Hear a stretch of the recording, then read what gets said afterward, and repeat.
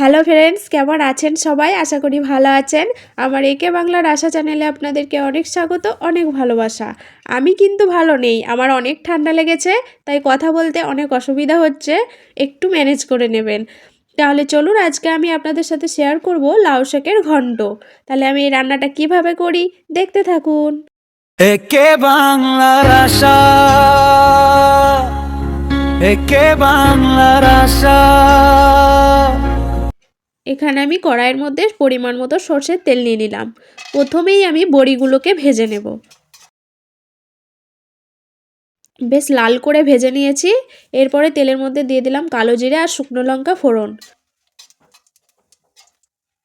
এরপর দিয়ে দিলাম কোচানো পেঁয়াজ আর একটা কাঁচা লঙ্কা। একটু নেড়ে চেড়ে নিলাম। তারপরে আমি সবজি দিয়ে দেবো, শিম, বেগুন, বিনস আর মূলো। এরপর এগুলোকে আমি দিয়ে দিলাম। আপনারা আপনাদের পছন্দ মতো সবজি দিতে পারেন। সবজিগুলোকে একটু লাল করে ভেজে নিলাম। তারপরে দিয়ে দিচ্ছি ছোট্ট চামচের 1 চামচ আদা পেস্ট, হাফ চামচ হলুদ আর হাফ চামচ জিরে, পরিমাণ মতো লবণ দিয়ে দিলাম। তারপর সব কটাকে মিশিয়ে নিচ্ছি।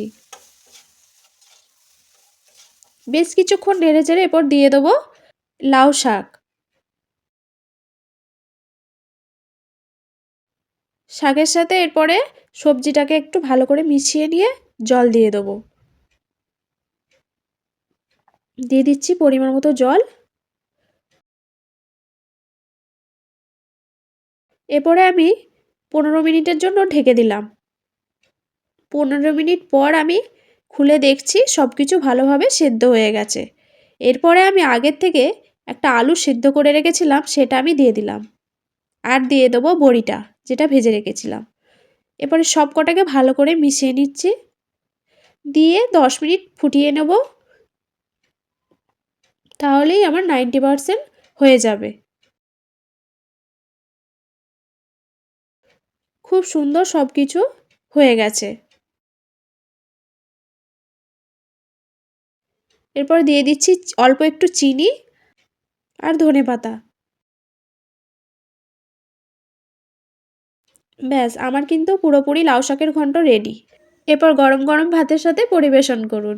আজকের মতো চলে গেলাম। দেখা হচ্ছে পরের ভিডিওতে। ততক্ষণে ভালো থাকবেন, সুস্থ থাকবেন। ধন্যবাদ।